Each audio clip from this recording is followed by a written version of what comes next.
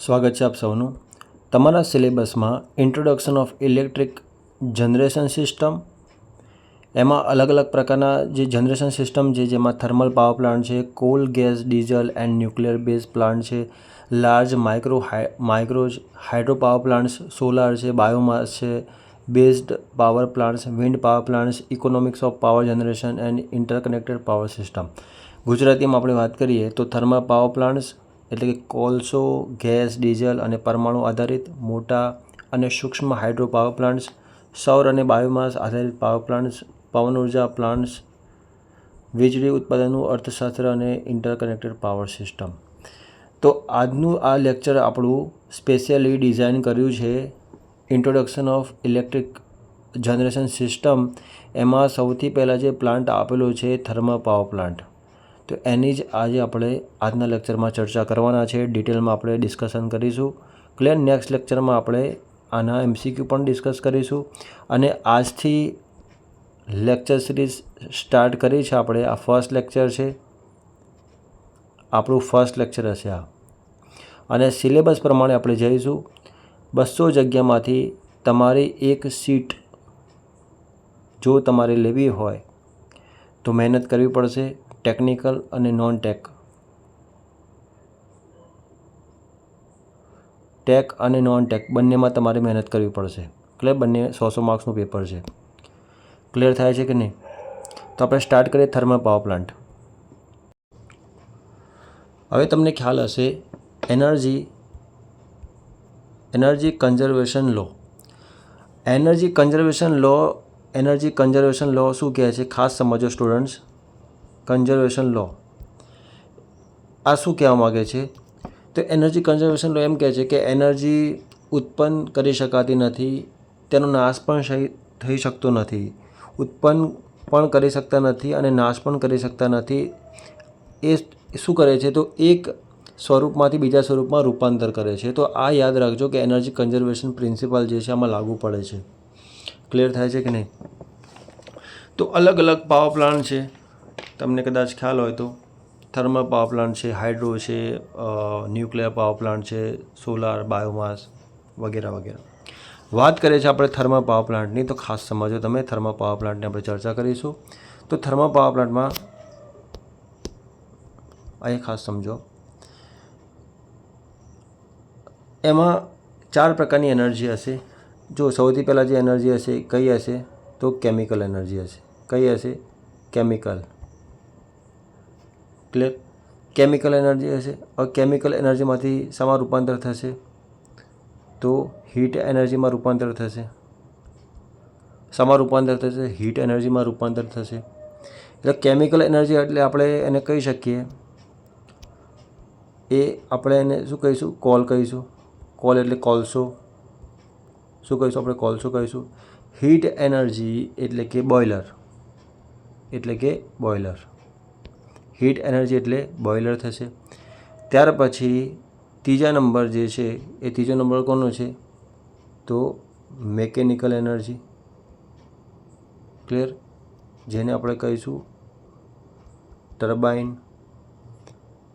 Clear. અને લાસ્ટમાં જે હશે એ ઇલેક્ટ્રિકલ એનર્જી હશે, જેમાં આપણે ફાઇનલી જે રૂપાંતર થશે એ ઇલેક્ટ્રિકલ એનર્જીમાં રૂપાંતર થશે. તો એમાં ઓલ્ટરનેટર આવશે. ક્લિયર. 4 પ્રકારની એનર્જી. પહેલી આવશે કેમિકલ. બીજી આવશે હીટ. ત્રીજી આવશે મેકેનિકલ. ચોથી આવશે ઇલેક્ટ્રિકલ. તો કેમિકલ એનર્જીમાં આવશે કોલસો. હીટ એનર્જીમાં આવશે બોઇલર, જે શું કરશે? હીટ એનર્જીમાં કન્વર્ટ, મતલબ ગરમ થશે ને. મેકેનિકલ એનર્જી, તો મેકેનિકલ એનર્જી એટલે કે વરાળ જે છે બનશે તો એ પ્રેશર આપશે ટર્બાઇનને, ટર્બાઇન રોટેટ કરશે. ક્લિયર. ટર્બાઇન રોટેટ થશે ત્યારે ઇલેક્ટ્રિકલ એનર્જીમાં રૂપાંતરિત થશે. એટલે કે આ 4 પ્રકારની એનર્જી તમારે હંમેશા માટે યાદ રાખવાની થાય છે. ક્લિયર થાય છે કે નહીં? તો આને શું કહીશું? Energy conservation. આ આપણે જે લખ્યો મળે એને શું કહીશું? Energy conservation energy conservation process in thermal power plant. આટલી વસ્તુ યાદ રાખજો. ક્લિયર થાય છે કે નહીં? હવે મેન ઇમ્પોર્ટન્ટ વાત તમને સમજાવી દઉં તો યાદ રાખજો કે factor affecting of thermal power plant મતલબ કે થર્મલ પાવર પ્લાન્ટ માટે જરૂરી, જેમ કે એક એક્ઝામ્પલ તમને આપું તો કઈ કઈ વસ્તુ જરૂરી છે. હવે થર્મલ પાવર પ્લાન્ટ મારે કોઈ જગ્યાએ બનાવવો છે તો એના માટે રિક્વાયરમેન્ટ વસ્તુ શું હશે, કઈ કઈ વસ્તુ મને જોઈશે જેનાથી હું થર્મલ પાવર પ્લાન્ટ બનાવી શકું, તો કઈ કઈ વસ્તુ રિક્વાયરમેન્ટ હશે તો જો યાદ રાખજો. જેને આપણે શું કહીશું ફેક્ટર, અલગ અલગ પ્રકારના જે ફેક્ટર હશે અફેક્ટિંગ હશે to selection site of thermal power station. તો અલગ અલગ પ્રકારના જેમ કે આપણે વાત કરીએ તો અવેલેબિલિટી ઓફ રો મટીરિયલ. સમજો જ્યાં આપણે હવે થર્મલ પાવર પ્લાન્ટ છે તો આપણે કોલસાની જરૂર પડશે.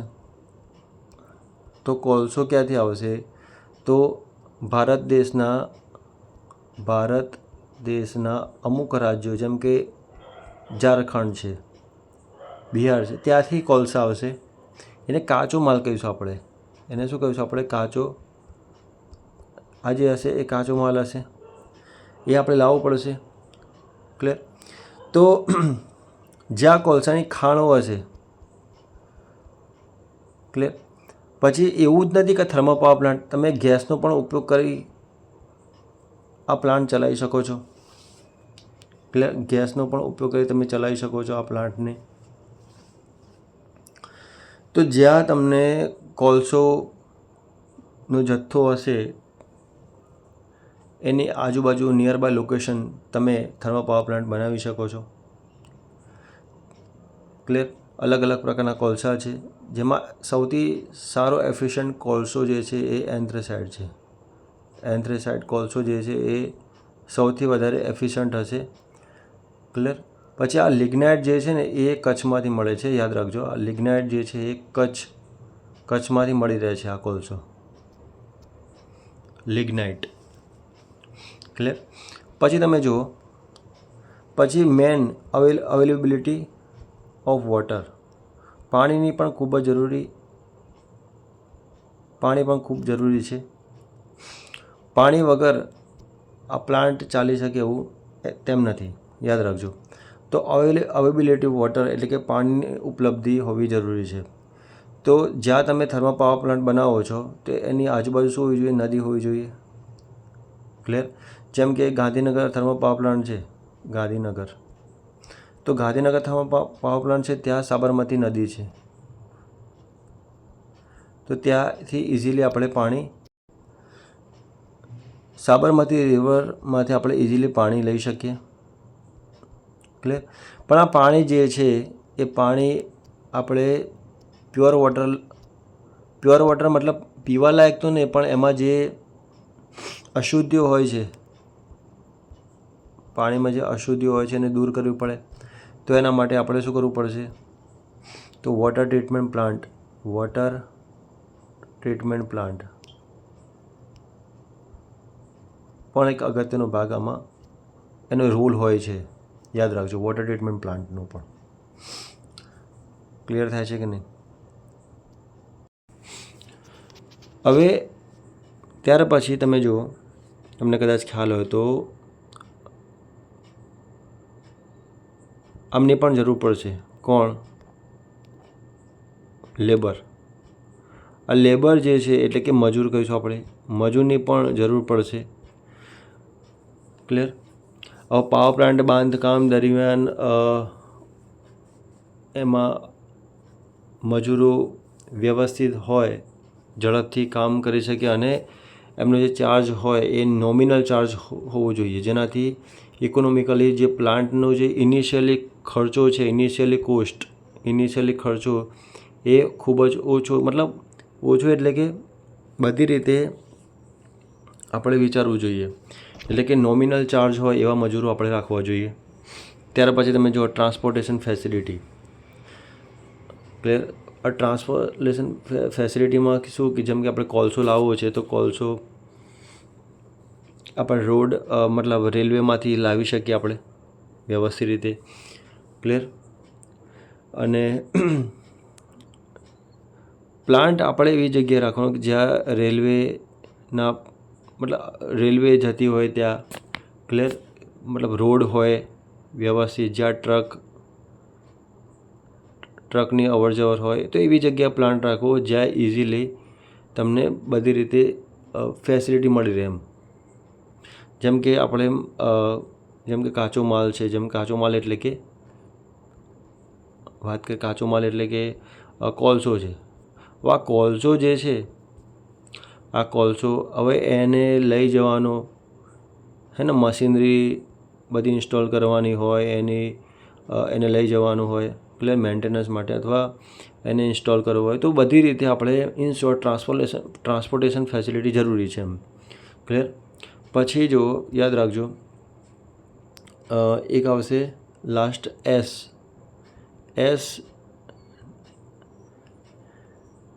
એસના નિકાલની પણ વ્યવસ્થા હોવી જરૂરી છે. એસને શું કહેવાય? ASH એટલે કે રાખ કહીશું આપણે. ક્લિયર. આ રાખનો ઉપયોગ કરી આપણે સિમેન્ટ બનાવીએ છીએ, યાદ રાખજો. ક્લિયર.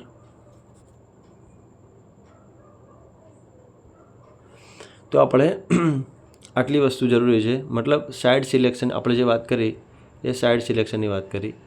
પ્લાન્ટ આપણે એવી જગ્યાએ ઇન્સ્ટોલ કરવો જોઈએ જ્યાં બધી વસ્તુ અવેલેબલ હોય, નદી અવેલેબલ હોય, નદી અવેલેબલ હોય, ત્યાર પછી અવેલેબિલિટી ઓફ લેબર હોય, અને ટ્રાન્સપોર્ટેશન ફેસિલિટી હોય, ડિસ્પોઝલ ફેસિલિટી હોય. તો આ બધું જરૂરી છે. ક્લિયર. ધ્યાન રાખજો આ વસ્તુ. ત્યાર પછી તમે જુઓ, જમીન પણ સારી હોવી જોઈએ. અને મેન ઇમ્પોર્ટન્ટ છે જમીનની કિંમત. રિઝનેબલ ભાવ હોવો જોઈએ જમીનની કિંમત. ક્લિયર. પછી distance from the load centre એટલે કે લોડથી અંતર. જેમ કે પાવર પ્લાન્ટનું જે સ્થળ એ લોડની નજીક રાખવું જોઈએ, જેનાથી ટ્રાન્સમિશન લાઇનનો ખર્ચો બચે. ટ્રાન્સમિશન લાઇનનો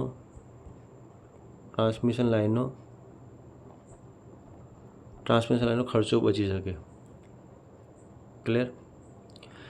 અને બીજી વસ્તુ કે વસ્તીથી થોડું દૂર એટલે કે અંતર હોવું જરૂરી છે.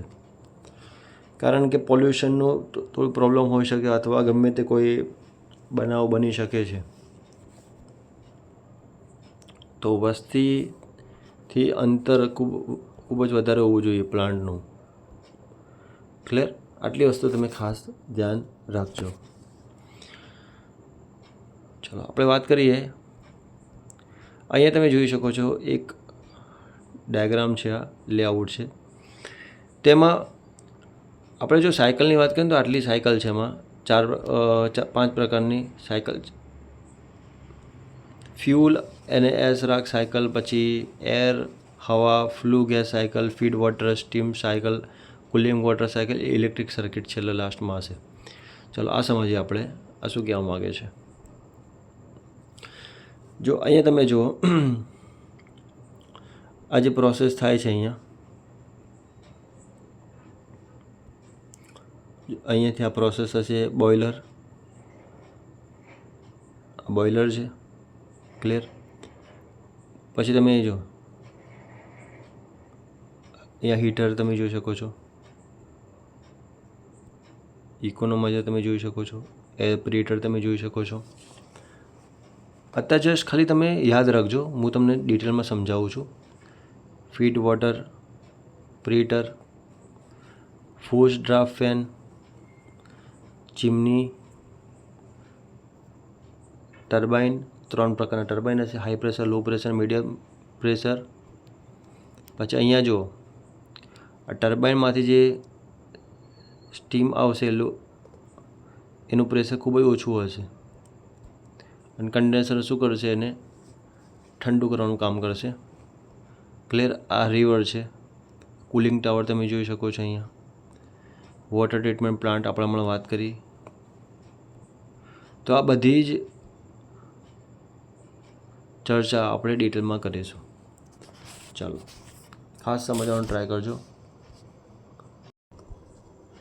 હવે સૌથી પહેલાં તમે જોશો અહીંયા તો કોલ્ડ સ્ટોરેજ તમને જોવા મળશે. શું જોવા મળશે? કોલ્ડ સ્ટોરેજ એટલે કે કોલસો આપણે સ્ટોર કરવો પડશે. કોલસાને શું કરવું પડશે? સ્ટોર કરવું પડશે.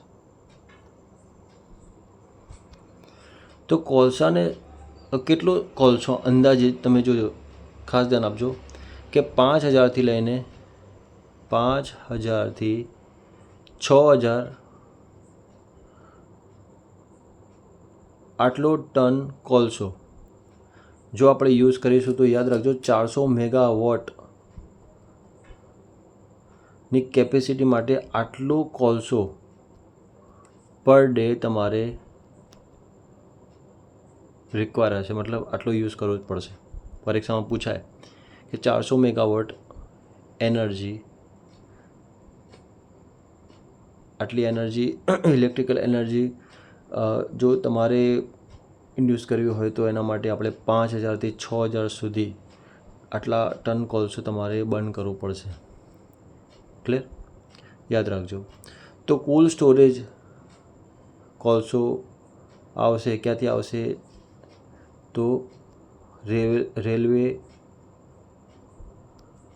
માધ્યમથી કોલસો આવશે. ક્લિયર? તો ત્યાં આ જે વેગન ટિપ્લર હશે ત્યાં અંદર અંડરગ્રાઉન્ડ કોલ જે હશે સ્ટોર આપણે કરવાનું રહેશે. ક્લિયર?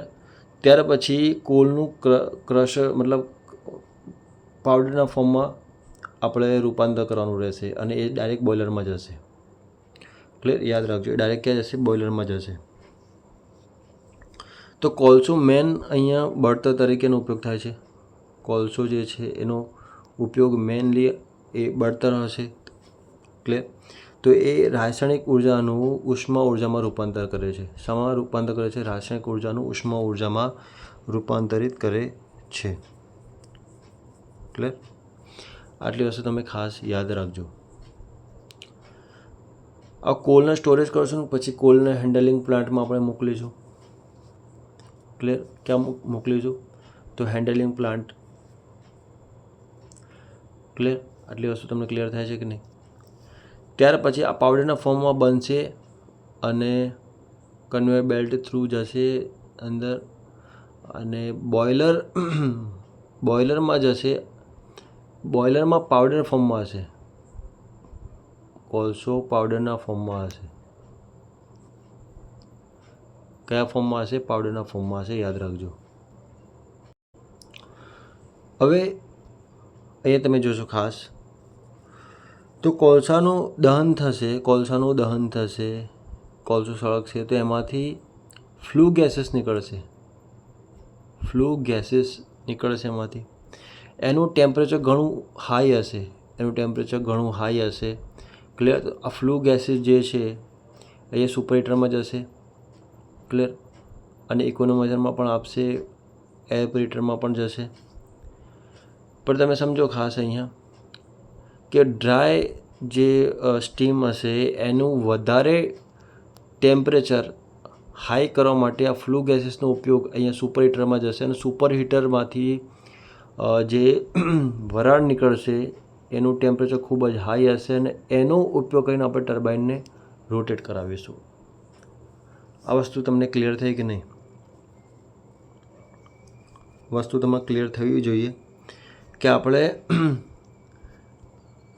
ત્યાર પછી તમે જુઓ હવે અહીંયાથી જ્યારે ટર્બાઇન 3 પ્રકાર લો pressure, medium pressure, high pressure turbine હશે એમાંથી નીકળી મતલબ આઉટલેટમાંથી અહીંયા જે છે એ વરાળ એટલે કે એનું પ્રેશર ખૂબ જ ઓછું હશે. એ જશે ક્યાં? તો કન્ડેન્સરમાં જશે. મેન તો આ જ છે. આ સાયકલ જે છે એ વધારે ઇમ્પોર્ટન્ટ છે. આ યાદ રાખજો તમે ખાસ. ક્લિયર? અને આ રેન્કાઇન સાયકલ પર કામ કરે છે. યાદ રાખજો.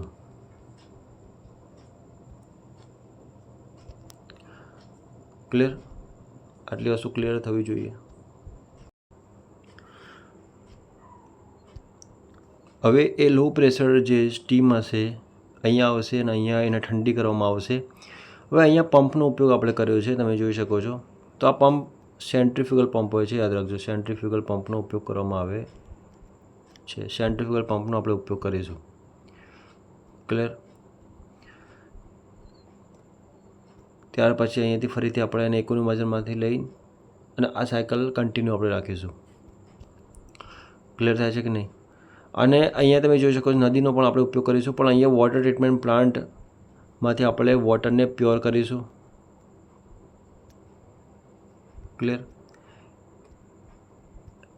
અને આ પણ જોડે જ હશે, એટલે કે પાણી જે છે મતલબ અહીંયા જે કન્ડેન્સરમાંથી જે વોટર હશે અને એ કેવું ગરમ પાણી હશે, એટલું પણ ઠંડુ કરવામાં નહીં આવે, એમાં થોડી ઘણી ઉષ્મા તો હશે જ.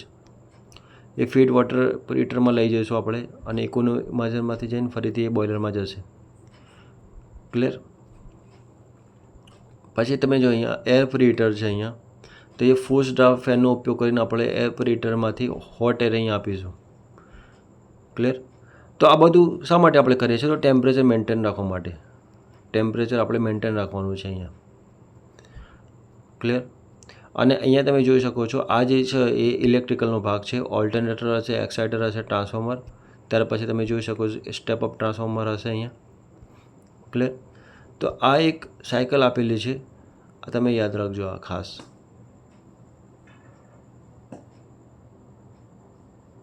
ક્લિયર. આટલી વસ્તુ તમારે યાદ રાખવાની છે. સૌથી પહેલાં આપણે શું જોયું? Cold storage, cold handling plant. Clear.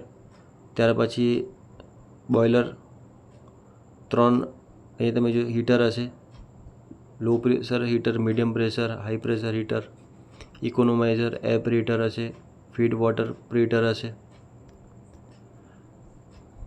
Clear. આ ઇમ્પોર્ટન્ટ છે. ચાલો, પરીક્ષામાં કેવો ક્વેશ્ચન પૂછાય કે આ સુપર હીટરમાં ટેમ્પરેચર કેટલું હશે? તો 350 ડિગ્રીથી લઈને 550 ડિગ્રી આટલું ટેમ્પરેચર આમાં હશે. ક્લિયર. યાદ રાખજો ખાસ. અને આ જે છે યાદ રાખજો, આ બધું શું છે? તો આ બોઇલરની એસેસરીઝ છે. આ બોઇલરની શું છે? આ એસેસરીઝ છે.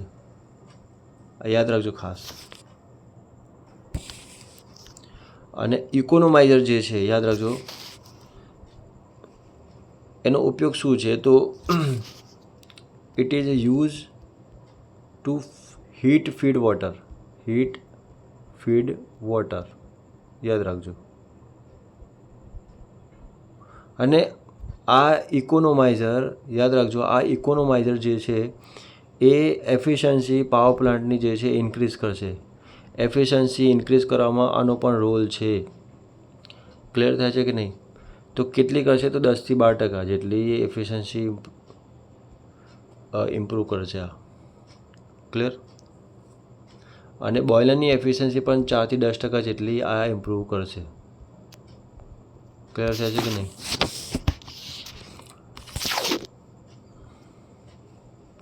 અને બીજી વસ્તુ, એર પ્રીહીટર જે છે એ શું કરશે? તો ઓલ ઓવર જે ઇક્વિપમેન્ટ છે એની એફિશિયન્સી ઇન્ક્રીઝ કરશે. ક્લિયર થાય છે કે નહીં? અને આનો ઉપયોગ ક્યાં થાય છે? તો it is a use for air preheater, reduce the temperature of combustion gases.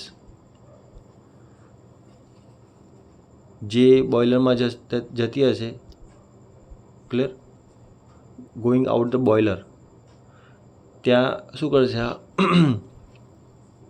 Temperature જે છે એ રિડ્યુસ કરશે. ક્લિયર થાય છે કે નહીં? તો આમાં યાદ રાખજો, ફીડ વોટર જે છે, ફીડ વોટર પંપમાં રોટરી પંપનો આપણે ઉપયોગ કરીશું. રોટરી પંપનો આપણે ઉપયોગ કરીશું. ક્લિયર.